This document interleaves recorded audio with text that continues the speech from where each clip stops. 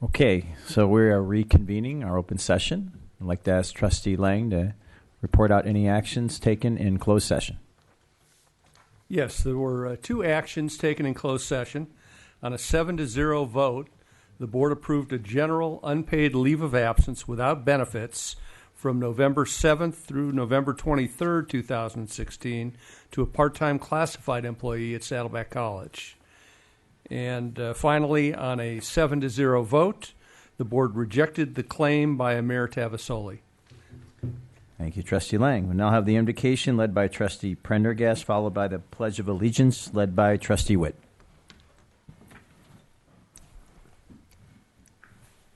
So, being that this is Breast Cancer Awareness Month, I just wanted to kind of highlight some important statistics and information. 1 in 8 women at some point in their lifetime will be diagnosed with breast cancer. That translates to about 246,000 cases this year alone, 2 of which were my sister-in-law and my mother-in-law. And I just wanted to give a moment of silence to give positive thoughts and whatever to all the people who are going through that and may have lost loved ones to this horrible thing. And especially stressing the importance of early detection and greatly increasing the survival rate.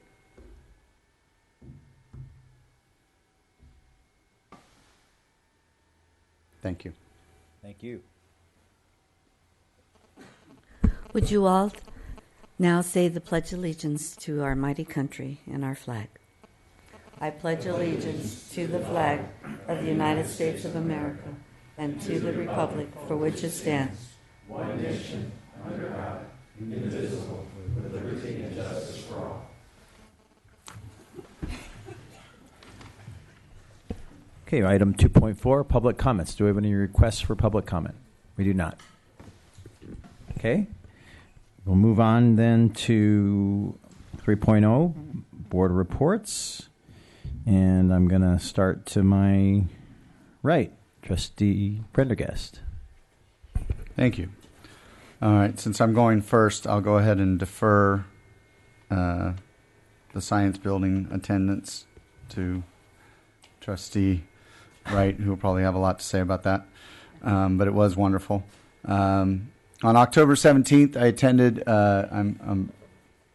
represent this board on the ACCOC, which is the Association of Cities and Communities in Orange County. And I'm on the Environment and Sustainability Committee.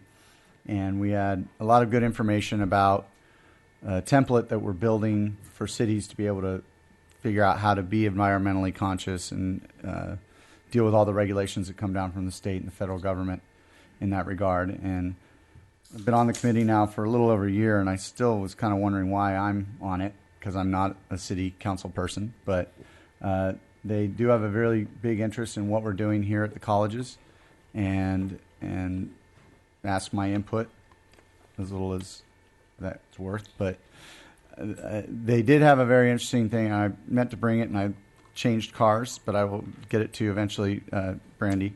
They resources for grants from SAG, which is they provide grants for building sustainable buildings, which we do. So we might be able to tap into some of that funding. And it was very informative, and I'm really glad I'm part of that committee. And I hope to share more good news as we finish developing that template. Thank you. Thank you. Trustee Jay. Well, I attended the grand opening celebration of the Saddleback College Science Building, and it was wonderful. It was a great job. I was first kind of knocked out by the Star Spangled Banner. They did a wonderful job. It was the Saddleback College Chamber Singers. They had a wonderful arrangement of it. It was one of the most beautiful things I'd ever heard. And I enjoyed spending our time with our honored guest, Heather Allen from Ohio State. I spent a lot of time with her, and also the architects of the science building. But the best thing that happened to me, that I was on the second floor, and I went into a room, and they were giving EKGs, and all of a sudden somebody came up and grabbed me and hugged me and hugged me. And it was Ashley Simon, and she had gotten the William J. Memorial Scholarship. And awesome. She loves her nursing program. She was so happy. She looked different. She was just, her life had changed. She's a nursing, a single mom and a nursing student. And I was so impressed and so pleased that when at the football game I gave more money to the William J. Memorial Scholarship. Then October the 5th, I talked on Laguna Woods on TV. And then October the 7th, on a Friday, I attended October Winds with the Saddleback Wind Ensemble. Then Sunday, October 9th, I attended the Liberty and Justice for All Songs of Freedom, sung by the Saddleback College Community Chorale and the Chamber Singers. And I saw Marcia Milchecker there singing right out in front. And it was very good, and the words of the song were very, very impressive.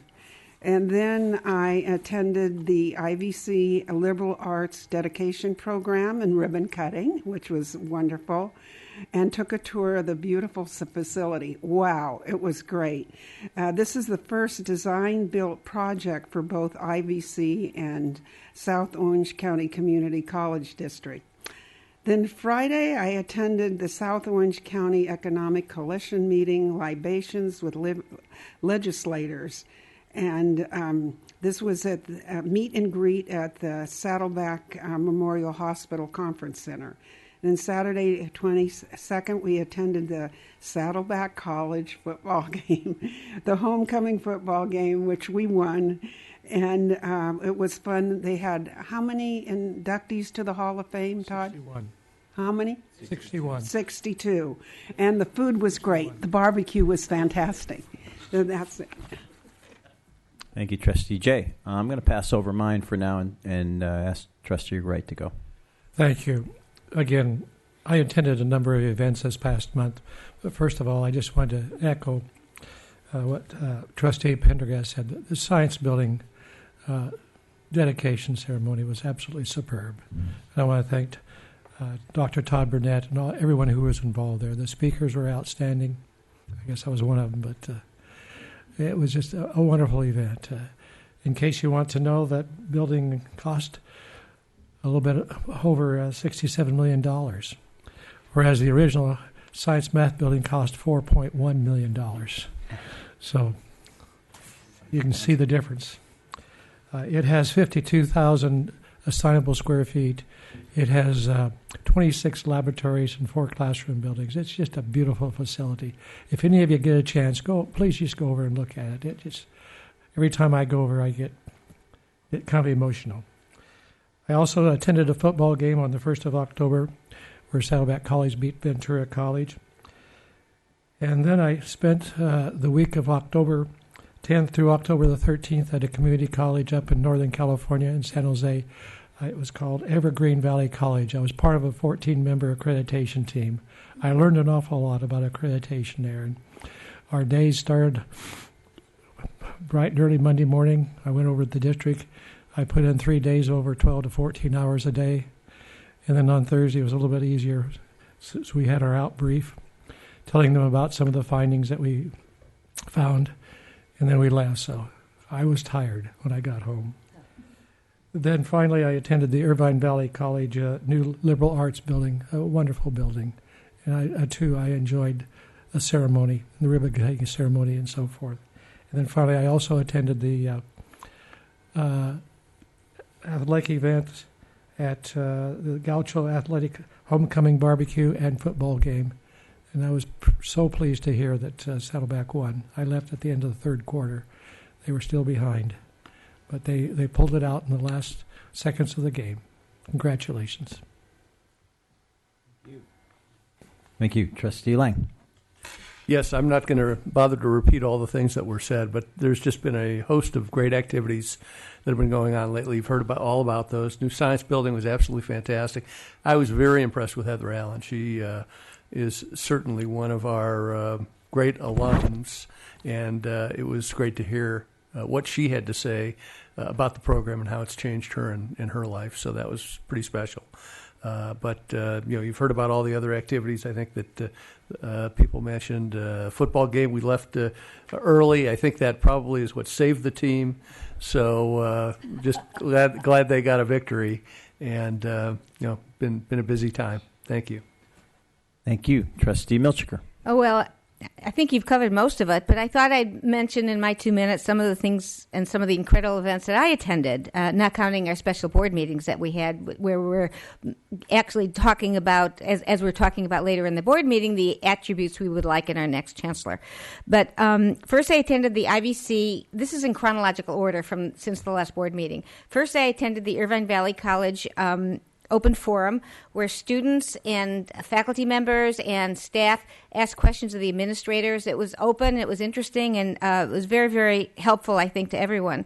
Then I attended the Saddleback College Science Building grand opening, which was incredible. Our culinary arts students created wonderful food for everyone. I really haven't ever seen a grand opening of a building that's been so spectacular. It was really exceptional. And, of course, the keynote speaker went to Ohio State. I mean, is a professor at Ohio State, my alma mater, and she teaches biology, which is my subject. So I thoroughly enjoyed it. All the disciplines are represented in the building, and I'm sure all of you have seen the building, but I would recommend calling Tod and asking for a tour of the building, and I'm sure he'll give it to you. Also, of course, as Trustee Jay mentioned, the Saddleback College Choir performed with Justice for All. It was just a spectacular concert, and the words were just so uplifting. Words by Walt Whitman and Thomas Jefferson. But I would recommend you come to our next performance, which is going to be the Feast of Lights. This is always incredible, and it's on December 2nd, 3rd, and 4th. So put that on your calendars. I attended the Orange County Business Council Workforce Training in Irvine. Also, I'm the community college representative to the Orange County Community College Legislative Task Force. At this meeting, we discussed the final legislative actions of the governor, and we're preparing a list of the legislative priorities that we want to actually work on next year. And we're also exploring starting a new socioeconomic impact study. The last time we did this was 4 years ago when our district was once again the chair of this task force. And it's a really good way to show how the community colleges impact our communities in a very positive way. I attended the IVC Liberal Arts Building dedication, the Saddleback College Literary Magazine, The Wall, student readings, and it's a wonderful student literary magazine. It's won many national awards, and the students read their literary works and talked about some of the artworks that they used in the literary magazine. So it was really incredible. And Saddleback College Homecoming, where so many of the former players came back and were inducted into the Hall of Fame. Many of these people are in teams now. One of them plays for the Oakland A's, plays baseball for the Oakland A's. And two of the players went to Saddleback College in 2008, and they were so pleased to be inducted in the Hall of Fame. And you could see those team players really got along together, and they come to the games. And somebody said, you go to most colleges, and you won't see so many people at the football games, but at Saddleback College, you see them there. So it was great. Thank you. Thank you. Trustee Whitt. I'd like to say ditto, ditto, ditto. But I did want to say one thing about the science building opening. I have to say the speeches that were given were very, very heartwarming. I really appreciated what Trustee Wright had to say and the remembrance of all the people who started that building and all the people that have contributed to it. I thought it was wonderful. I, too, just want to say about Ashley. She came up to me and she said, Dr. Whitt, do you know who I am? And I said, no, I'm sorry. She said, and I'm just going to toot my horn on this one. She said, you were the one who really put the nail in, and I decided I was going to be a nurse. And I thought, if I don't remember you, where were we? And she said, in a simple CPR class. and I'm just saying to all those who teach here, you never know when you touch someone's heart. I mean, now if you were in my cardiovascular class or something like that, I would think, wow. But a simple CPR class, and it was wonderful to hear, and she's doing very well. I also attended the Coalition Workforce meeting that was held last Friday, and it was a wonderful way to network with many of the people in our community, the leaders. And I need to say one more thing. My colleague in the nursing program, Barbara Huggins, her daughter did the artist rendering for the drawing of the science building, and it is absolutely lovely. And she was chosen, and I wanted to acknowledge that. Thank you, everyone. Thank you. Okay, so for my report, sorry that I was out of town. Sorry I missed the sciences building dedication, grand opening. But Trustee Wright, thank you for stepping up. I heard you did an excellent job, and I'm going to take Marcia's suggestion, and Todd, and if you could give me that tour in the next month or so, that'd be awesome. The liberal arts dedication was terrific, Glenn. As a liberal arts undergrad major at my alma mater, Michigan State, I appreciate the liberal arts very much, and you certainly have an excellent building to suit that discipline. That was great. I also had a chance to attend a piano recital here a couple of weeks ago at McKinney Theater at 2:30 in the afternoon on a Sunday. And if you ever want to close out your weekend peacefully, I highly recommend doing that either here at IVC. The only disappointment is that John Mortensen from Ohio is just attendance. I think there were 15 of us. We got a real intimate showing and display of Rachmaninoff and other improvisations, and he really did a good job in engaging the audience. And then the last thing, I wasn't going to bring this up, but I think some of you know we had a passing in our family. My mother-in-law passed away. I only bring that up because in the context of where we are at an educational institution. She was born actually in Aleppo in Syria, obviously in the news a lot lately for other reasons. As an Armenian who is a descendant of family members who were forced to flee what was historic Armenia because of genocide, ended up in Aleppo, and then was forced to move to Beirut in Lebanon, not a very hospitable place either at the time, due to invasions and bombings and strife, and ended up immigrating to this country, and built in her middle ages, a very successful fashion design business. And she herself didn't have the higher education that she probably wanted to pursue, but I mean, education to her was everything. And the three children, including my wife, who came with her over here in their later years, in their teens, all of them, for them, education was their life. All three have doctoral degrees, 2 in the sciences, 1 is an attorney. And even though she had success without higher education in a business sense and as an entrepreneur, up until the very end, even with my children, education is everything to her. So I just wanted to bring that up and say that I think that's the reason why we're here as trustees, because we know that education builds success, and whether it's at the K through 12 level or community college or 4-year university or graduate or postdoc, it's all valuable. So thank you very much. Chancellor Fitzsimmons. Oh, Student Trustee Ford. Yes. My bad. Hello, everyone. I got to attend the science building opening. It was fantastic. I really loved all the speeches that were given there, particularly the professor's speech. It brought a lot of levity, which was great. He had a good sense of humor. Really beautiful facility. We got to go through it. It was cool to see all the students in there and go walk into some of the classrooms and see students learning. And I really liked up on the top floor, they were making ice cream but using science to do it. They were using nitrogen. It was kind of cool. I nerd out at those things. I also got to go to the liberal arts building opening at IVC, which was very enjoyable. It's kind of cool to see my name on a building, too. I got excited about that. I was like, yay! One of the coolest things was I got to walk through with Tim Jamal and We had to talk with one of the professors and discuss bringing back maybe a student newspaper on that campus to make sure that the students have a voice amongst themselves. And it was really cool to see just like the hands-on perspective of walking through a building and board members talking to professors and really engaging with them at that level. And I felt really that has a lot of impact on our programs and the school. And I just really like to see everyone interacting at that level. So that was very enjoyable for me. That's pretty much the only events. These guys get to go to so many amazing things. But that was it, yeah. So thank you. Thank you. And I forgot, I was going to bring up the newspaper issue, Glenn, so maybe at some point we can hear if that can surface again at IVC, a student newspaper. Chancellor Fitzsimmons.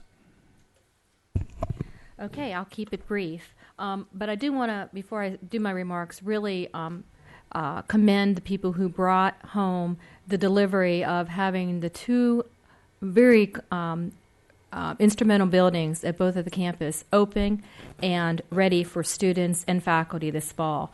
To do that in the same semester at one at each campus was a phenomenal job and really took a village to be able to do that. So led by Randy Delana, but also with a huge amount of effort by both of the colleges working together as a team. So I just want to share that was tremendous working together, and to be able to do that this year and to be able to have it open for faculty and students to begin fall semester was tremendous. I just have three quick things to bring to your attention. The Chancellor search update. We're moving along on the search process, and the job description, desired attributes, and district strengths and opportunities all have been updated with a lot of input district-wide from individuals, as well as participatory governance groups, and from the board. It's a great opportunity to get it right, so want to thank everybody who was involved providing thoughtful input. They were listened to and is very much welcomed. Also, tonight we have accreditation reports on the agenda with a joint presentation by both of the colleges. We really appreciated everyone working together this year collaboratively on the accreditation effort. The draft reports from each college are out for review and comments, and the presentation this evening will be from both colleges and will focus on the standards and the processes of both colleges to develop the reports. Next month, the presentation will be on the content of the accreditation reports themselves. So tonight we're really focusing on the process and the standards and sort of the accreditation, what it means to everybody. Lastly, we did a Chancellor's Pulse survey. It just went out a few days ago. We sent out a short survey district-wide called the Chancellor's Pulse survey to gather input on what's going well at our district and where we can improve. And the goal is to get the pulse of the district so we can work together on the most important items over this transition year. And it'll help me focus efforts by getting the feedback district-wide and have a positive and effective year this year with all of you. So please take the time to respond to the Pulse survey. Thank you. Thank you. College President's reports. Well, good evening, everybody. Actually, I'm pleased to actually speak for both of us, and hopefully I'm not stealing your thunder, but Glenn and I had a great opportunity a week ago to represent higher education in California at the Coalition, the California Coalition for Public Higher Education. That organization, which represents all of higher education, our three systems in California, had a higher education summit in Orange County. It was literally at a home up in Nellie Gale, up in Laguna Hills. And a very prestigious event. Janet Napolitano, the president of the UC system, was there. Tim White, chancellor of the CSU system. Eloy Oakley, our new future chancellor of the community colleges. Howard Gilman, UCI chancellor. Mildred Garcia, president of Cal State University Fullerton. And Dr. Glenn Roquemore, president of Irvine Valley College. And myself, representing Saddleback College. All of us were on a panel. And it was one of the most, I think, high-profile events that I've been to in my 8 years in South Orange County. I'm sorry, trustees, you were all having a trustee meeting while this was going on. But it truly was an honor and a privilege, and I think one of the best events I've seen in a long time. But hopefully you're very proud that we were here able to represent the California community colleges at this very prestigious event with very many movers and shakers in our state at this event. Also, I was very pleased to attend up in Oakland 2 weeks ago a forum on diversity and the California healthcare and the workforce. And as you know, we just finished a legal pathway program. We are looking now to do a medical school pathway program. And I was one of 3 CEOs who was able to be there with, once again, Janet Napolitano from the UC system, and the U.S. Secretary of Education, Thomas Perez. Speaking of national and state items, we have about 6 members of Saddleback College administrators that are at Washington, D.C. as we speak, at the White House, believe it or not, at a National College Promise Conference. And as you've heard about me talking about before, it's something that we're looking to make an initiative for the College Promise. You'll hear much more about. K-12 breakfast, partnership breakfast is on Wednesday if you can make it. The annual State of the College breakfast is on Friday. Hope to see you. Family night next week on Tuesday, or this Tuesday, tomorrow night. And I wanted to congratulate IVC on your liberal arts grand opening. Thank you, Todd. I don't need your notes. Well, I think the panel that Todd referred to, it's important to know. I think I'm on firm ground to say that I don't think that group has ever been together at one point, at one time. Yeah, it was fantastic. I really enjoyed the dedication of your science building, Todd. You did a fantastic job with that, and I know Trustee Wright had his fingerprints on it as well. I am a scientist, and I have one problem going through that building, and that is that there's so much to look at, I forget where my feet are as I try to walk through and trip through that. There's so many great things to see there. I'd like to thank those trustees that were able to make it to the dedication of the liberal arts building. One of our speakers that I've been working with for quite a long time on CTE and STEM-related issues also has a background in liberal arts. And she had one very profound statement she made. She goes, the liberal arts area is where we connect with our humanity. And so being a scientist, it really gives you the other side of the brain there. One thing I want to do is kind of toot the horn a little bit of our Marketing and Creative Services Department. They recently won 3 medallion awards at a National Council of Marketing and Public Relations. And this was gold in computer-generated illustration, and it was also bronze for sexual violence posters that were generated, and then another bronze for the 2015 holiday card that was put out. So congratulations to them. And then the Great California Shakeout. I have to tell everybody that it is a challenge to do this and do it right. With the size of our institutions, we're always learning. We do the best we can, but there's always some takeaways that tell us we need to do a little bit better in the next year. And then finally, our theater department is putting on Guys and Dolls, and it's going to run through October 27th and November 6th. So hope to see you there at one of those shows. Thank you. Thank you, Glenn. Associated Student Government Reports, Saddleback College. Hello, everyone. As I'm sure many of you know, we have spent the last month over at Saddleback ASG doing a lot of voting events. So whether that be through registering students or doing education events, that has been our primary focus over the last couple weeks. I'm sure that my ASG team is going to be really happy when the election is over because I have been making them work really hard on this stuff. But we have been very successful. We held 2 student-led debates with our wonderful speech and debate team in our quad the last 2 Wednesdays. So we did the first of those on the legalization of marijuana and the second on the continuation of capital punishment in California. Both of those, we saw huge turnouts of students coming by and eating their lunch and watching the debate, so we're really happy about that. We also did a huge outdoor viewing party for the final televised presidential debate last Wednesday night. Unfortunately, I had a little accident while we were setting up, and a cinder block fell on my foot, and I ended up in the ER getting stitches, but I'm totally fine. The event went wonderfully, and ASG really came together to make it all happen because, to be quite honest, I had planned most of it myself, and they did a great job coming together, making it all happen. We had about 200 students attend, had a taco cart out there with free tacos for everyone, a really, really fun event. So I'm really bummed I didn't get to go, but it ended up going really well. Obviously, today was the last day for registration, so we're wrapping up those efforts and focusing more now on creating a voting plan for students and finding their polling places, because it can be difficult, especially if they are not from around here. We do have some other things going on besides voting, so obviously that'll wrap up pretty soon. We are just beginning our Thanksgiving food drive that we do every year with our EOPS office. So we spent yesterday at Trader Joe's in the rain in Mission Viejo getting donations, and it went really well, so we'll be doing that for the next couple weeks. So if anyone would like any more information on that, please let me know. And this Thursday, we are having our first ever fall fair. So this was something that began as a very small event just between ASG and our clubs on campus and has transformed into something giant. We have several of our divisions involved, the Campus Life Squad, lots of different areas of our student mentors.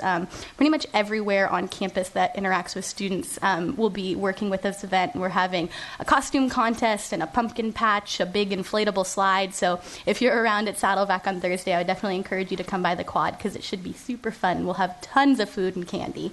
But that's all I have for tonight. Thank you. Thank you. Great report. ASG IVC, and you are? I'm Alvin Ng, the Vice President of Budget and Finance Committee. Budget and Finance. As you all notice, our President Taviana Smith is not here today due to family issues, so I'll be giving the report on her behalf. First, between October 7th to 9th, our over 100 newly appointed student leaders attended ASG of IVC Student Leadership Retreat at Griffith Park Boys Camp. Students held committee meetings and participate in leadership development as well as team bonding activities. Second, the budget process. October 15 was the last day to submit a resource request for ASIVC fund. The ASG of IVC received a record of 120 requests into a total of $2.6 million. Thanks to my committee, who truly did a lot of work last week with the resource request allocation process. Third, the ASG of IVC has increased its involvement in campus governance. All of our legislative and executive team are involved with some sort of campus governance, such as the Academic Senate, SPAC, SPAC, and Honors Advisory Committee. I myself is in the BDRPC, which is the Budget Development and Resource Planning Committee. Fourth, our committee outreach committee is hosting a Christmas event. They are partnering out with Operation Christmas Child to donate a shoebox with gifts. If you're interested, please come back to the office of Student Life SCC 260 to grab a free shoebox and fill it out with gifts and make a child happy for Christmas. The latest to pick up the shoebox is November 11th, and the last day to drop off with a free label is November 15th. The last day to drop off with a $7 label is November 18th. Fifth, the homecoming applications. They are available now in the Student Life office. The deadline of the application is Monday, November 7th, 2016 at 12. If a student is elected to the homecoming court and meet all the meeting and event expectations, they will receive an ASIVC scholarship of $800. There will be 10 people. And if a student is selected as the homecoming queen or king, they will receive an additional scholarship of $800, which add up to a total of $1,600. Sixth, the diversity retreat. The diversity and equity retreat is scheduled for Friday, November 4th to 6th, 2016 at the Griffith Park Boys Camp. The goal of the diversity and equity retreat is to provide a fun educational experience that promote leadership, diversity, and academic success. 50 students from IVC and Saddleback will be attending that retreat. Seventh, meet and greet with student populations. The Diversity and Equity Committee is hosting meet and greet for underrepresented students last week and this week. This includes the LGBTQ AI+, the re-entry student, the veterans, the African American, foster youth, Asian American, Hispanic, and the Native American, which is this morning. Also, the LGBTQ Coming Out Day was held October 11th from 11 to 10, which we encourage and celebrate the 28th anniversary of the Coming Out Day. Finally, this Thursday is our Field Fest. So from 11 to 1, it's going to be fun. There's inflatables for students to relax as well. So please come and join us. Thank you. Thank you. Okay, are there any board requests for reports? Nope. Yes. We do. Trustee Whitt. Pull the report. We're not Sorry. We're quite not there yet. there. Okay. We're close. Well, actually, we're not that close. We got one item in between. Okay, seeing no board requests for reports, we'll move on to item 4.0, discussion item, Saddleback or South Orange County Community College District accreditation process. I think we have a presentation.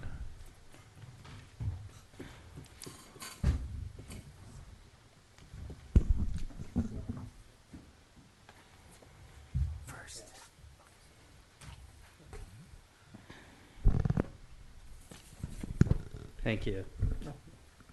Good evening. I had the distinct pleasure, and I'm very proud to introduce our accreditation team to give you an update tonight on the progress we've been making for the last final weeks now of a 2-year process for our accreditation self-evaluation report. And very pleased to introduce 2 of our tri-chairs. First, we have Dr. Bob Cosgrove, representing our academic senate and faculty. Second, Craig Connor, president of our classified senate and representing our classified staff. And unfortunately, Dr. Juan Avalos, who's over at the White House, was not able to make it tonight. So with that, very pleased to have them come up and give us an update. Thank you. Well, obviously, we're all here under duress, but happy to see the process winding down.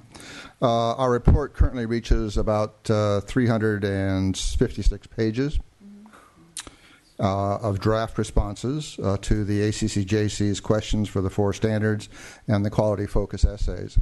They recommend no more than 3 quality focus essays, and both colleges actually have 2, one of which we share, which is the distance education one. We are still reaching out to staff, to faculty, to administrators and managers regarding their suggestions. And to date, Craig just checked, we put a counter on to see how many hits we would receive, and we had so far as of this evening 206 hits, people looking at the documents or parts of the documents, and probably around 40 actually signing in where they would leave a response, a question, a query, something we may have missed.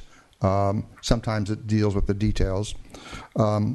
We have 4 teams at both of the colleges, 4 standard chairs, and we began with probably about 14, 15 people per standard, but that has dwindled to really now the writers. And so the enthusiasm that had started off very high is taxing on the people who are doing this as we come down to the line. I want to identify, and I'd ask the team members to stand if they would, please, from the 4 standards from Saddleback. Some of them are having a little difficulty because they're so tired. We have Ken and Diane and Roxanne. And we have hidden behind there, Jenny and Suki. We also have people on the Accreditation Steering Committee that have provided us with lots of information, both from the district and from the college. Bob Ramucci and Terri Pflugerman and Denise Encion have been very helpful in getting information to us, raising questions, identifying problems that we had missed because we don't have quite the intimate details of what the district has. And again, some of the members of the district don't always have the intimate details of the faculty and the staff. I want to identify in particular a couple other people very quickly. One is Rob Hartman, who has done the technical details and setting this up for us. And we have, as you look at your screen there, on the self-evaluation report, we've put up standard 1A. And so you can go to that standard, click on it, and then review the draft that we have put together.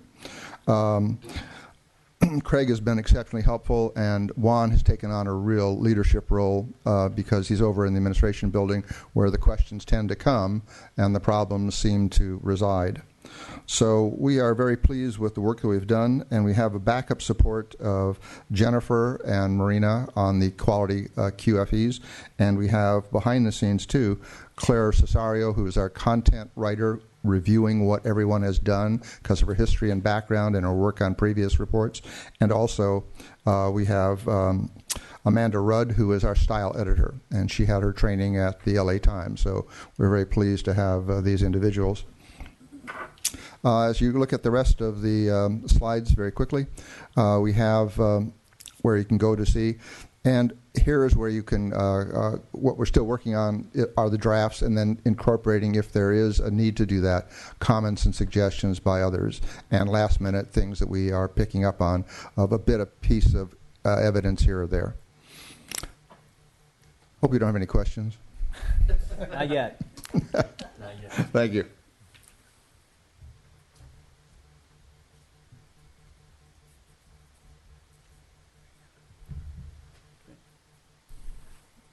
Got it? Okay, well, thank you very much. Now for the IVC process and team. We have Chris McDonald, who is our interim VPI and our accreditation liaison officer.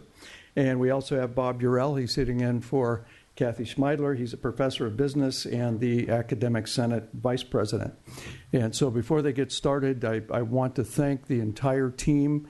They are working around the clock. There are sessions that go every evening dealing with various standards and substandards as we push this forward. And so you're going to see in the next month a product that you can be very proud of. Chris? Thank you. Good afternoon. With regards to the process at IVC, special thanks should go out to our accreditation oversight work group, and the names of the members of the work group are listed there. But just to point out that Dr. Roquemore selected a very good team, and throughout this process it's been tough trying to get a lot of stuff done, but we knew that we had to be focused to produce a decent document so that we can show why we're as good as we know we are. And through this process, the group of people that you see here, just want to put out up front that everyone there has a deep commitment to the mission and a deep belief in what we're doing for students. And when the document is finished, it will definitely be something that everyone will be proud of. For our process, we have our strategic planning oversight committee, and we call that committee SPAC. And from that committee, that's where the accreditation work group team was developed to focus on accreditation. And the accreditation work group team meets every 2 weeks. And during those meetings, we discuss who needs to write what. We talk about how we're going to find evidence, and the bulk of the coordination really occurs there. The accreditation work group team is supported by the Institutional Effectiveness Committee, and that's where Craig Hayward, our lead researcher, and his folks help us with a lot of what you'll see when the document is complete in Standard 1, and a lot of the evidence we need for the eligibility requirements are done in that committee, and Craig Hayward has led the charge there. We have also standard work groups. So each standard has anywhere from 4 to 7 individuals that are responsible primarily for going to task, doing the initial write-in, trying to identify evidence, and trying to get things together. I'd especially like to thank the folks who are on the student services side of the house, Linda Fontanella and her group, and the folks on the fiscal side of the house, David and his group, because they did a bulk of the write-in. Accreditation often lives on the instruction side, like the ALO is the VP of instruction, but without the support of the folks on student services and from administrative services, we wouldn't be where we are today. So special thanks goes out to that group. Now, with regard to the timeline, let's focus on where we are now and where we will go. So I won't go through where we've been in the past. out to the college are drafts of all 4 standards, and on our Inside IVC website, the draft of the introduction and initial drafts of how we meet the eligibility requirements are all posted. Tomorrow, we have what we call a third-party forum. So tomorrow at noon at IVC in the A100 lobby, we've invited members of the community. We've invited the entire college community to come spend an hour with us to talk about accreditation. We'll provide some light refreshments. Since the drafts have been out, we're trying to ask people to come in and give comments if they haven't already given us comments. We're also planning to launch at that time what we call our third-party comment website. So this is a website where it'll be on the external facing page. So any member of the community who's interested in anything about accreditation can go in, fill out a form. An email will be sent to me and a few others. We'll capture all that information, and we'll house it for ACCJC, and we're also going to keep it for our review for improvements in the process along the way until the site visit. We're in the midst of editing sessions. Sorry if I'm losing my voice. What we do is between 5 and 8, that's our schedule, but we've been there till 9 and 10 o'clock at night. And we take a standard and, 7, 10 of us are in the room and we pick it apart. What we're trying to do, because lots of folks wrote, and initially you just want content, what we're trying to do in the editing session is you put up the standard. What is the question? Did we answer the question? Did we meet the eligibility requirement? Do we have too much? Do we not have enough? So that's what we're doing in the editing sessions. And tomorrow we have another editing session, and we go until Thursday of this week. At that point, we hope to be at a place where we can start doing what I call the technical edits, where we're, along the way, linking the documents. We now have to get all those documents to the external website. They have to be organized properly. And we have a team that will go through and test against all the standards that the commission would be looking for when they show up to make sure we have everything complete. It's our goal to have what I call a 98% document by November 3rd, because that's a deadline that we're given in order to have a report ready for your review at the November 14th board meeting.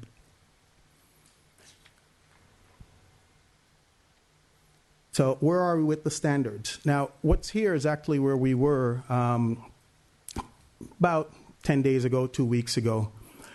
So for Standard 1, it's actually now in the second round of edits, and the primary editing session for Standard 1 will occur tomorrow. For Standard 2, 2C is complete, and 2A and B are still being edited, so we'll probably have that done before tomorrow afternoon. In terms of Standard 3, Standard 3 should be all done and ready for technical edits. And Standard 4 is going through the second round of edits as we speak. And with that, I'll find out if you have any questions. Well, thank you very much. I know that I appreciate, and I'm sure all board members appreciate all the work you're putting into this, both IVC and Saddleback, and I know it's going to pay off. I know it's a lot of time, but thank you for doing it. And it looks like you're on the right track. And my colleagues have any questions? Looks good. No? Did a good job. Thank you very much. Thank you. Oh, yeah, thank you. All right. Okay. We are now on to the consent calendar. Do we have any polls from the calendar? Yes. 5.7, please. Okay, 5.7. That's for TJ. Any others? That's it? Hold on. What about the one? 5.4, I have a question. So 5.4. And 5.5. And 5.1 reports under 7.0. Sorry, 5.14? No, 5.1, and then it's under report 7.0. Okay, I'm not following. 5.1. I'll go to it. 5.1. Okay. And Jim, did you have a poll? I had an item. 5.5 is the one you said. Okay. All right. So 5.5 has been pulled from the consent calendar. It'll be considered under a general action item. Right. Okay. 5.5. Okay. Do I have a motion to move the remainder of the items? Motion by Trustee Lang, second by Trustee Wright. Any further discussion? Okay, go ahead and cast your vote. Unanimous trustee yes vote and a student advisory yes vote. Okay, let's go to 5.7. Oh, no, let's go to, in order, 5.4, Trustee Whitt.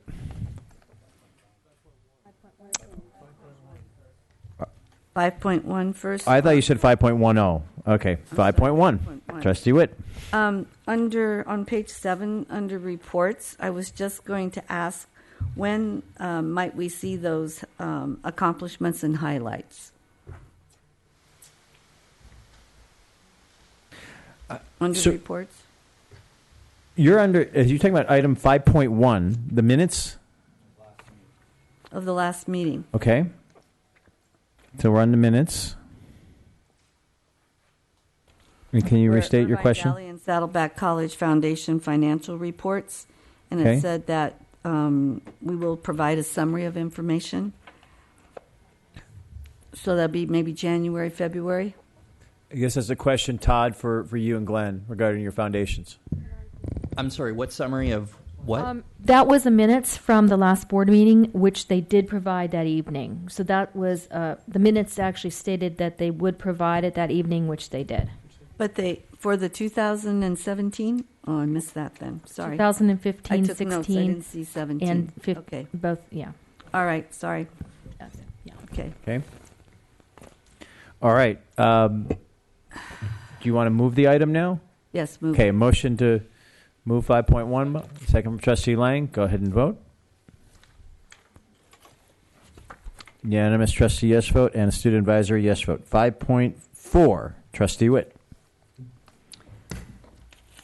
Yes. I just wanted to ask, I don't know if anybody is here from the committee that's organizing this travel program. And I just, it's such a good program, but it's so expensive. And I just wondered if we could encourage the committee to possibly find some ways that they could cut the cost of this, because you already went on that. Yeah. And I just thought for more students to have this opportunity. Yeah, I attended it when it was a number of years ago, and that's when the monetary system in Spain was pesetas. And when Spain went to the European Union and it's the euros, the whole economy just was lifted up in Spain, and everything immediately became much more expensive in Spain. So this is Cuba. Oh, this is Cuba. I'm sorry, I looked at the wrong one. Excuse me. No, sorry. but you went to Cuba. Oh, I went to Cuba. It was very expensive. I agree. It was very expensive, but I enjoyed it. But it was very expensive. Yeah. I just wanted to ask the committee to look at that. I mean, seriously, this is a boatload of money. I also know that I've looked into other trips to Cuba, and they're all very expensive. And part of the problem with that, excuse me for confusing the programs, but in Cuba, they had pesos, which was the monetary system of the people under Fidel Castro. And then when they started getting more tourists in the last year or two, they changed the whole new system of money. And you can't use dollars when you go there. You have to change your money from our currency to their currency, and they take a percentage of it when you change it into their currency, and they keep it.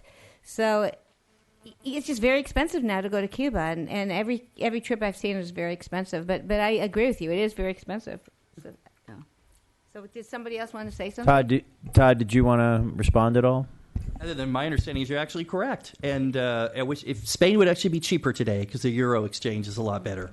Yeah, you're right. Our exchange and it's pretty much of a brand new phenomena, allowing people to travel to Cuba. It's brand new, and I imagine over the years the cost will come down, like they have done in Spain as well. So I don't know if you want to say anything else. I know I took my son with me, and it was very expensive, but it was a great trip. It was a wonderful trip. So. Okay, Chancellor Fitzsimmons, and then Trustee Prendergast. I just would like to add that the faculty member had indicated it was really well attended at the last time they did this trip, so this is the second year that they're going to do this. They did have financial aid opportunities in the financial aid office that did assist a lot of the students on that trip. So they were well aware that it is a little more expensive than the other study abroads, but it was also a really great opportunity for the students, and they did try to make that happen for students interested. Yeah, and there's something else. I know that Cuba is certainly changing as we look at it. It's never going to be the same as this. It's going to be more like the United States in a few years, we think. And so it's kind of a unique opportunity to see it the way it is now, which will certainly never be the same. So I could go into it, but it doesn't really matter right now. So I do know they have financial assistance for students that can't afford it. I don't know how much that financial assistance goes, but certainly this is a voluntary trip for people in the community and students, and no taxpayer monies goes to the trip. Everybody pays for their own trip. So but I agree with you. Thank you. Thank you. Trustee Prendergast. Yeah, is there an opportunity to do fundraisers for it? As far as like a GoFundMe page or something to where they could bring down the cost per student if they all kind of got involved. Certainly, I don't see why not. And what I'll do is I'll bring back your concerns, Trustee Whitt, and your idea, Trustee Prendergast, to the committee. Okay. Thank you. Any other comments on the item? Okay, is there a motion to approve? Motion by Trustee Lang. Second by Trustee Jay. Any further discussion on the item? Seeing none, go ahead and vote. It is a unanimous trustee yes vote and a student advisory yes vote. Okay, let's move on to 5.7, pulled by Trustee Prendergast. I did, but I missed 5.5. No, but she. No, I. So I had. It was me, Trustee Lang. I had a discussion with Chancellor Fitzsimmons prior to this meeting, and my understanding is that it has been pulled from the consent calendar. Yes. Yeah, my only yes. Let's do that. I just felt that the amount of and the nature of this contract did not belong in the consent calendar, and I thought it should have been considered separately, and the Chancellor agreed. So I'm going to go ahead and move the item separately outside of the consent calendar. Someone want a second? Second from Trustee Prendergast. Any discussion? Okay, go ahead and vote. Unanimous trustee yes vote and a student advisory yes vote. Okay, now I believe we're at 5.7. Yeah, I just want to point. So this is the travel requests. Just in case anybody hadn't seen the notice on this, they recommend that at least 3 trustees go, and the chancellor. The conference that Trustee Wright and I went to in San Diego was an excellent conference, excellent information, but it was glaring that there were just 2 of us there, and a lot of trustees from all around the country commenting about, where's the rest of your board? Where's your chancellor? And this thing. And so I can't personally go. I'd love to, obviously.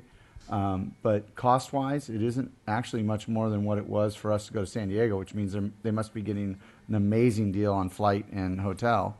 But I would encourage you guys to consider it and not be afraid of, I don't know, taxpayer retribution of what some sort that, because relating to 6.1, where we're reporting how much our travel costs are, it's really an opportunity to get good information.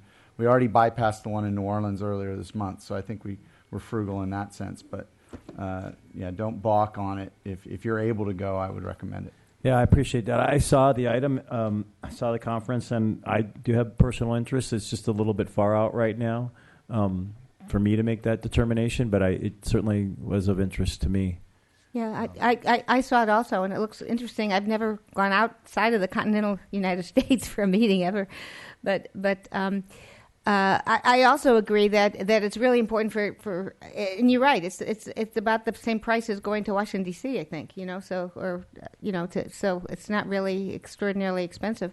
I think our board is just very, very fiscally conservative and not spending taxpayer money. We really hardly go to any conferences at all, by taxpayer expenses at all. And I think we're talking about that we really should go to more conferences because it really keeps you up on what's going on in California and nationally and locally, and it's really good to bring that information back to the rest of the board. So I agree with you. So thank you for bringing that up. I appreciate it. So, and I just didn't think we were going to talk about this that much, but I mean, this, now that you brought it up, I have talked about conferences and professional development of board members with Chancellor Fitzsimmons, and I think that that's something going forward, at least under her tenure, and I think going forward with the new chancellor, we're going to pay more attention to, and also to provide trustees with more information on which conferences might be more applicable to some trustees versus the others, and our personal interests, whether we're on the leadership of the board or other interests, because there are a number of conferences that can be really valuable. Taxpayer dollars are extremely important, so we do need to be judicious, but at the same time, we have to advance the board and advance this district. It's a fantastic district, and we can do even better. So I think Deborah and I have talked about this, and I think she's going to go about providing more information to us so we can make better decisions. Trustee Prendergast.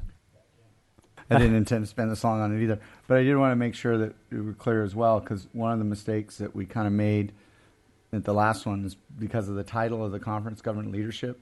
We thought it was just the board officers that were supposed to go, and it turns out that's not the case. It's for anyone on the board. So just because you're not on the executive council of this board doesn't mean you shouldn't go. So just, again, stressing, if you're at all able to make it, I would recommend it, even though I personally can't go. Agree. So we have a motion from Trustee Lang to move approval of item 5.7. I think Trustee Milchiker may have seconded. No? Trustee Whitt? Trustee Whitt, second. Any further discussion? Go ahead and vote on the item. Say unanimous trustee yes vote and a student advisor yes vote. All right. We got through the consent calendar. We're now on to general action item 6.1, biennial ethics. Speaking of trustee education, biennial ethics training and trustee travel and compensation. Motion from Trustee Prendergast. Second from Trustee Wright. Any discussion on 6.1? Okay, go ahead and vote. Motion carries. Unanimous trustee yes vote and student advisory yes vote. 6.2, Saddleback College Access Control Project, authorizing design build delivery method. No changes to the item, I'm told. Motion from Trustee Lang, second from Trustee Jay. Any questions or discussion? Okay, go ahead and vote. Say unanimous trustee yes vote and student advisory yes votes. 6.3, Saddleback College Access Control Project, Phase 1, hire design build consultant. Motion from Trustee Prendergast and a second from Trustee Jay. Discussion or questions on 6.3? Okay, go ahead and vote. Trustee Whitt? Unanimous trustee yes vote and a student advisory yes vote. 6.4, ATEP Utilities and Infrastructure Phase 1 project, an award of a bid. Turn on your mic. We are removing this from the agenda, please, and we'll bring it back next month. Okay, 6.4 is being taken off the agenda and expected to be considered next month. All right, 6.5, ATEP First Building Project and Utilities Infrastructure Phase 1. Motion from Trustee Prendergast and a second from Trustee Jay. Any discussion, questions on the item? Seeing none, go ahead and cast your vote. It's a unanimous trustee yes vote and a student advisory yes vote. 6.6, board policy revisions. I know there were some questions on that today. Yeah, it's an accept for review and study. We had a motion from Trustee Lang, Trustee Wright, and a second. So approved. Second from Trustee Whitt. Any discussion on the item? Do you want to say something? Sure. We did have a question on Board Policy 4202, transfer of sick leave for classified personnel. I was going to have Vice Chancellor Big A outline what that question was and our research. The question pertained to the transfer of sick leave from people that we hire from other public educational institutions in California. Years ago, the legislator established a process where somebody that works at one district can actually transfer their sick leave bank from one institution to a new institution upon approval of a form and so on. So that's been established because the legislator intent was that when an employee doesn't use sick leave and they retire, it's counted towards their PERS pension plan.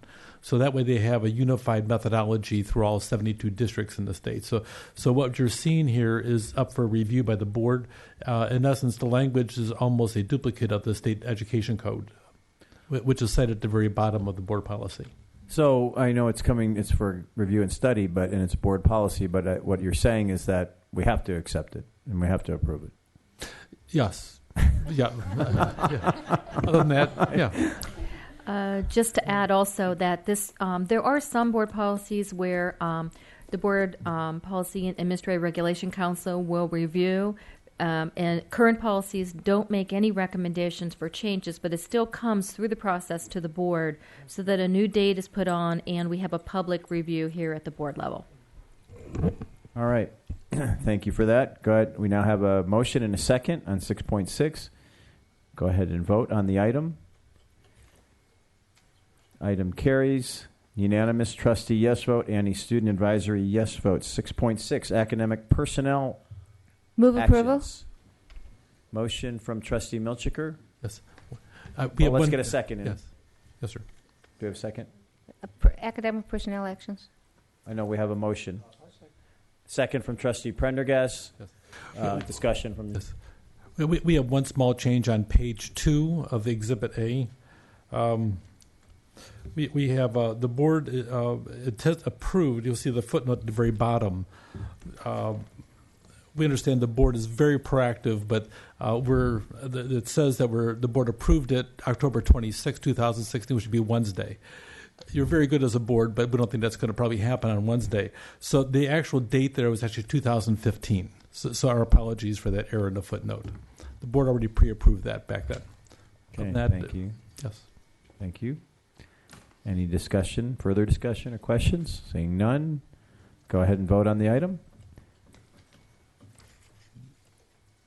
TJ. We have a unanimous trustee yes vote and a student advisory abstention. All right, 6.8, classified personnel actions. Move approval. Motion from Trustee Milchiker. Second from Trustee Jay. No changes. No changes to the item from our Vice Chancellor of Human Resources. Seeing no further discussion, go ahead and vote on the item. It is a unanimous trustee yes vote and an abstention from our student trustee. 6.9, tenure track hiring authorization. Yes, David. This particular item here, we bring annually to the Board of Trustees in accordance with Administrative Regulation 4011.1, which is based upon how we hire faculty. So all the board, by bringing this forward, if the board approves this, all that happens is you will provide the college presidents the prioritization list as to what positions they can hire. In all likelihood, they will probably not hire all these positions, but the reality, they need to have formal authorization according to our administrative regulation to be able to move forward. So we're asking for the board approval. Okay. I move. Okay, well, okay. We have an Got a motion from Trustee Prendergast and a second from Trustee Jay. We have comment from the Chancellor and some questions as well. Go ahead, Chancellor Fitzsimmons. I just wanted to add that we had several board members ask questions on this item. And from our observations, it seemed like each year this item is very confusing to the board. What is it they're approving? What is this list? Is this 42 new positions? So I think we're asking you to approve this evening, but we would like to have some conversations on what is it really that we're trying to ask the board to do, and does that make sense? And is there something in the process that we could review and discuss together that makes more sense for us for future board items? Thank you. Thank you. Trustee Wright. Yes. What my concern was in particular for IVC, for Dr. Roquemore, that's 30 total positions. You're not going to hire that many in a year, I'm sure.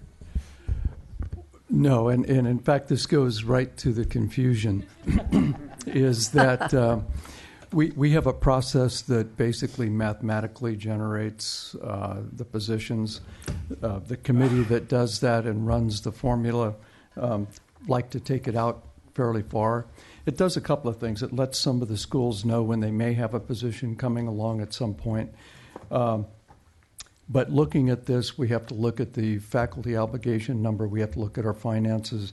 And the reality of it, we're not going to get very deep on this list this year. That's what I thought, because there were 28 new positions there. Yeah. It's an awful lot. I thought maybe you might be anticipating this early retirement. So. Thank you. Thank you. Trustee Lang. Yeah, so I guess I'm interested in diving a little deeper on this with the college presidents. And I noticed that, just starting with faculty, you're replacing mostly vacant positions as your top priority, but you've strategically said we want to hire one new person in business science and economic workforce development. How much further down on the new hires do you expect to be? Well, first off, we should clarify that you're talking about the number 2 position on the list. Yeah. It's actually a replacement position, but they're changing the position. It used to be a prior position. And Kathy, what is the other position they're changing it from?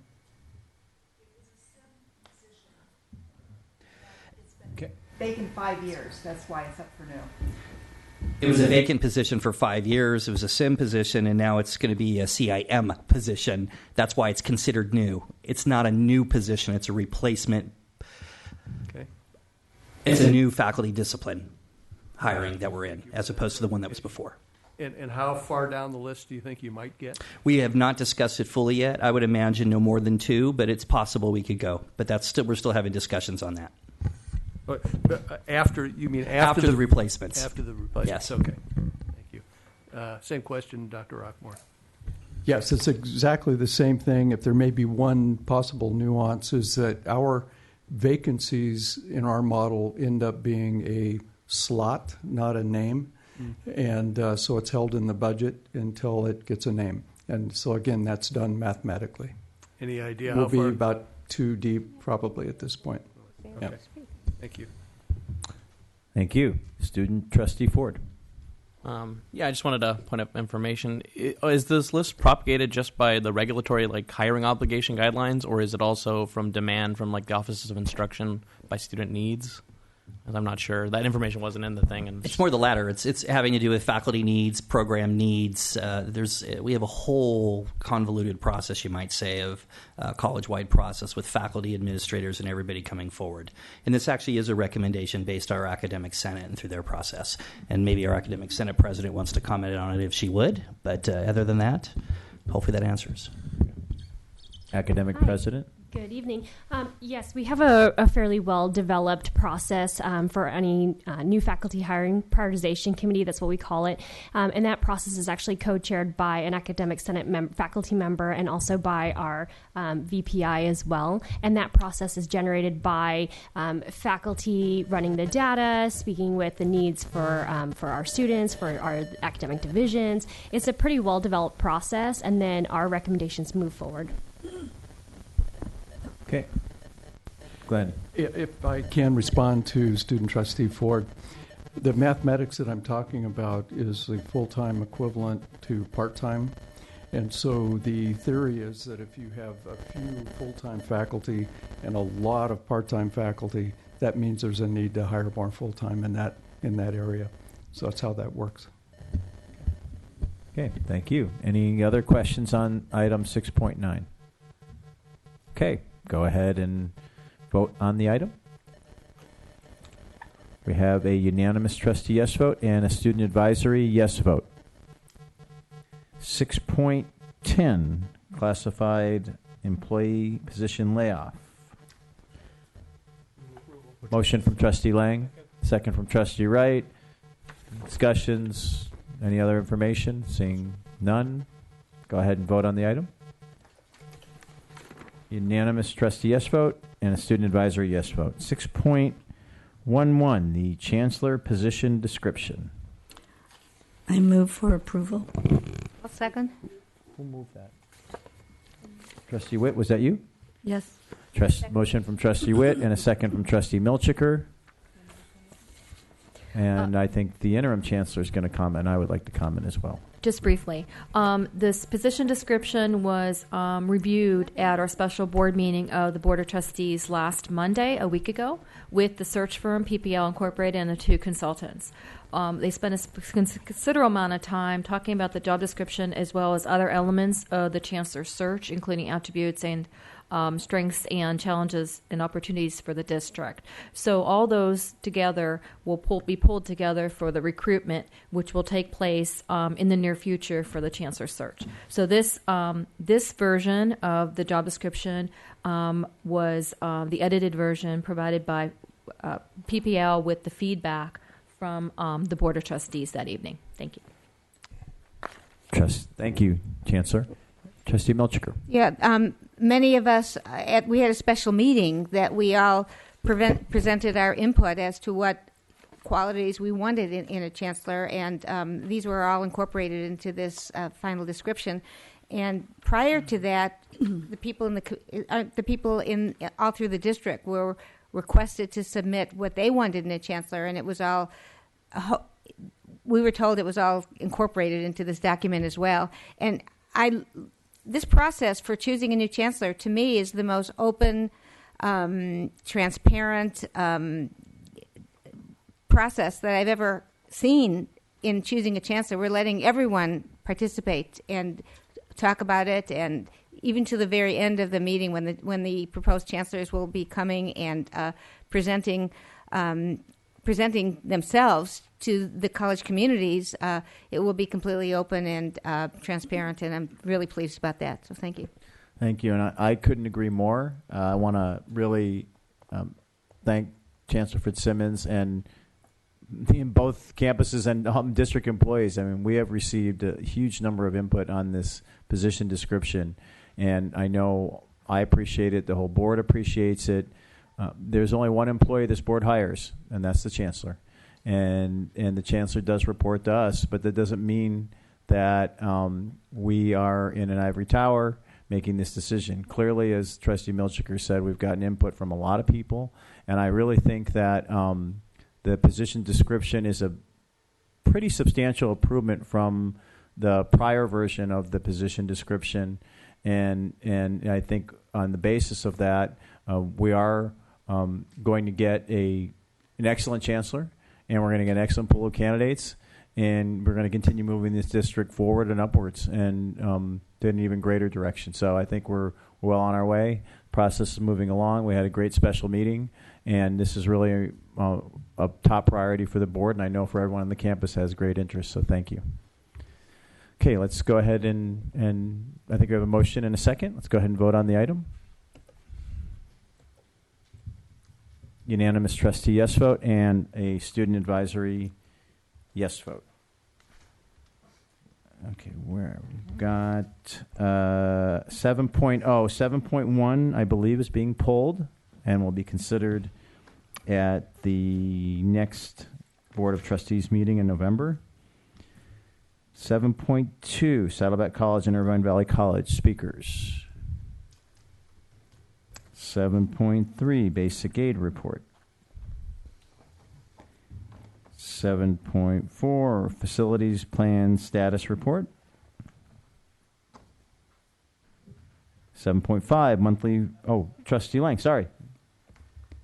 I did have a question on this that I had asked the Chancellor about earlier with respect to Life Sciences Project. Were you able to find out what was going on with that? Yes, I did, but I'm going to have Executive Director Brandy Delana come up and share what she told me so you can hear it firsthand.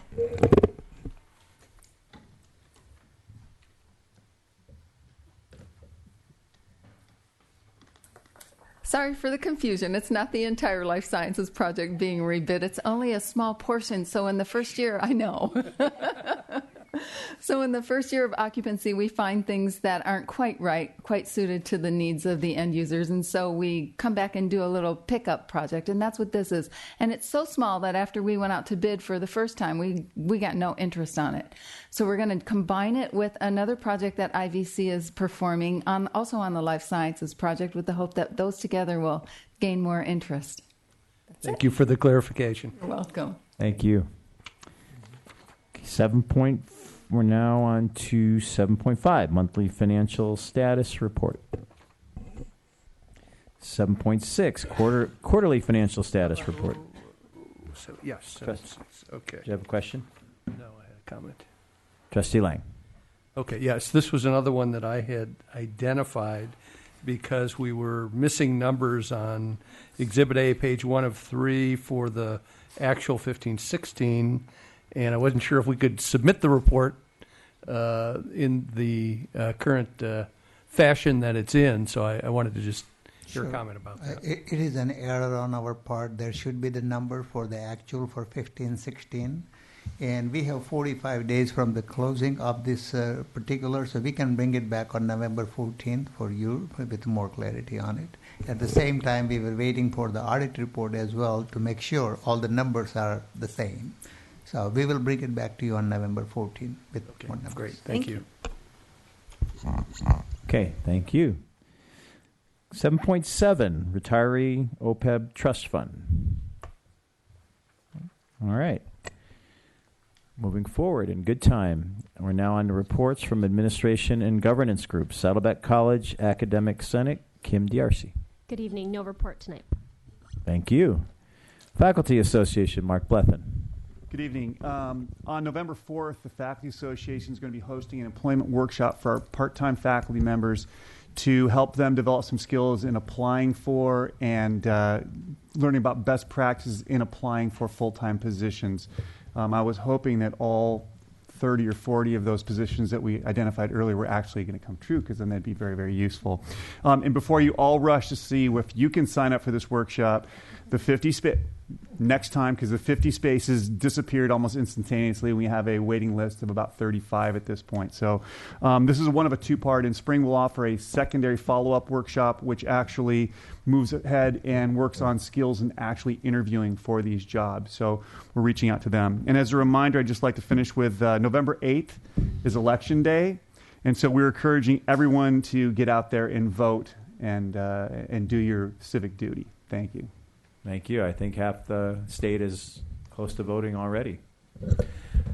You're not Kathy Schmeidler, Academic Senate, IVC. No, thank you. I'm Bob Urell. I'm the Vice President of the Academic Senate. But I do have a statement that Kathy would like me to read, so I will. So She's Kathy ever present, isn't she? Never releases the chains. She asked me specifically not to put it the way I would. So Kathy attended the special board meeting last Monday, and she wanted to congratulate the board and the chancellor on a really good meeting. So you know that Kathy really means that when she says that type of thing, right? She wanted to comment the board members were really focused on arranging the hiring process in the best possible terms, getting good candidates, and ensuring buy-in from all of the district community. She heard that it was a major concern of the board that there's enough opportunity for input by all members of the district, all governance groups, individuals, everyone, not just upper management. She was very impressed by the questions that the board members posed to Deborah and to the consultants. And so for the record, She wanted to thank you, the board members, and the interim chancellor for a very powerful start and promise of an excellent process as we move forward in this endeavor. And this was put up in the Academic Senate meeting and in our minutes. So she was very, very impressed and very thankful for that process. We're also looking forward to hiring the 30 faculty members that you approved in your list as we go forward to that. And we are continuing to work very hard on accreditation. And the Academic Senate wanted to specifically point out the leadership that the interim VPI, Chris McDonald, has provided for getting this project finished. Thank you. Thank you. Vice Chancellor of Technology and Learning Services. No report. Thank you. Vice Chancellor of Human Resources. We've established something new for the district and a leadership training program for district administrators and managers. It's going to entail 8 total sessions throughout the year with information that will deal with the success of our administrators and managers. We also have 2 of our staff members have attended for the 3rd year. Now we have a total of 6 graduates of the HR Leadership Academy, which is actually preparing mid-level managers with super intense information as well as those that may become managers in the future. And then also HR, we sent a crew to Camp Pendleton for the Transition Summit Career in September, as well as the Career and Resource Expo for Military Women in October, promoting some of our jobs there. This Wednesday, if you're available early in the morning at 7:10, we're going to be having some of our nursing faculty attending the Mission Viejo Rotary Club. And they're going to bring a special guest with them. And the guest will probably have some health issues that morning, and they're going to work on assisting him with his health issues, or her, as it may be. So we'll see what happens. If you're interested in coming, it should be very interesting. Everybody's waiting their seat, and you might say they'll be hanging on to their hearts throughout the whole presentation. So anyway, that should be very interesting. So if you're... And aren't you the president of the Mission Viejo Rotary Club? I am, and I am very proud of having our Saddleback Nursing Department come, and to be very good for them. Be a lot of fun. Sounds good. All right, IVC Academic... Oh, I'm sorry, Vice Chancellor of Business Services. That's all right. Well, just the only comment I have is this is a very large organization, complex. Been on the job a couple of months, still learning, meeting a lot of people, and there's a lot more work ahead of us. So I'm trying my best to support our interim chancellor and my colleagues, trying to find a way to make more headway to get a few things done while around here. So thanks for all the support that I have received from my colleagues and the people on campuses. And I make it myself visible. I just want the board to know. Well, I can see that. Thank you. Okay, now IVC Classified Senate. So on October 14th, we had several people from both IVC and Saddleback Classified Senates attend the 4CS, the Statewide Classified Senate South Retreat that was hosted by Pasadena City College. And I was the one that organized that, which was quite interesting. But it was great. We had about 5 or 6 other classified senates from around Southern California come together for a day of just collaboration, brainstorming, and really just networking where we could share ideas with each other and sometimes share frustrations and just help each other be better at governance and in our responsibilities with classified senates in our schools. So it was a very educational day, and I was so happy to have both IVC and Saddleback represented at that. And then last Thursday, Interim Chancellor Fitzsimmons came and spoke to Classified Senate. And I had such a great response of people wanting to come to that meeting. I was kind of hoping it was me, but it was not. It was you. And we had to change rooms because we had so many people. And it became very casual because we kind of ran out of space. So, but I think it really made a lovely meeting. And I just want to say thank you very much. She shared about the Chancellor's search as well as about Workday, and that I think just helped tremendously. People really got to talk and learn more about the process from the district's end, and it really helped them understand the process better, and it helped them. They definitely felt listened to, and they definitely felt like they had a voice, and that they could express what they were feeling, and it felt like there was some avenue and path to go down. And so we're hoping to make that happen on a regular basis. And we were I received such great feedback from that. So I want to thank you very much. Thank you, and nice work, Chancellor Fitzsimmons. CSEA President Scott Green looking very dapper this evening. Thank you, Mr. President. First, I'd like to congratulate Trustee Lang on Pennsylvania State University defeating Ohio State this past weekend. Being from Pennsylvania and my dad being a graduate from Penn State, any time that Pennsylvania can defeat Ohio with anything is a good thing.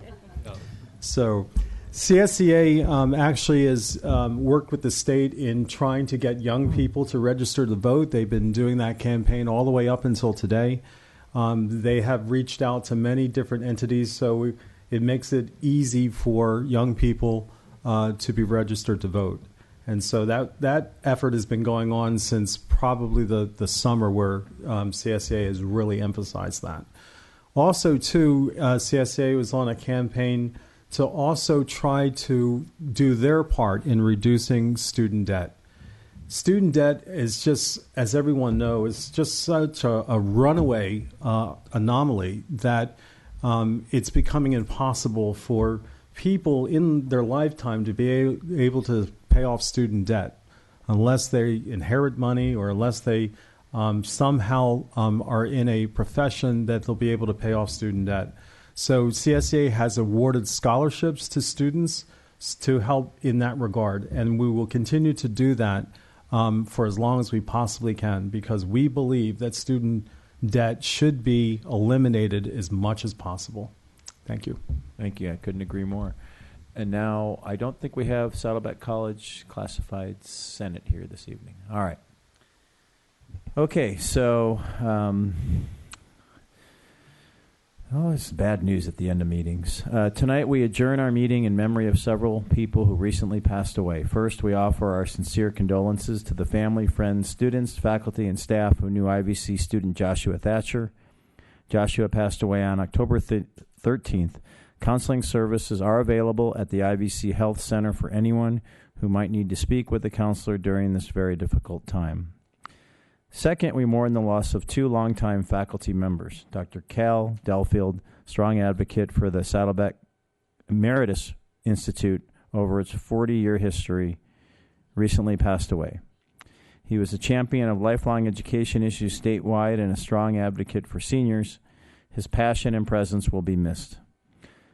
And third, James Gordon Lindblad, a popular and respected professor of physics and astronomy at Saddleback College, passed away peacefully on September 25th of natural causes. He was 80 years old. Our thoughts and prayers go out to their family, friends, and colleagues. Good night.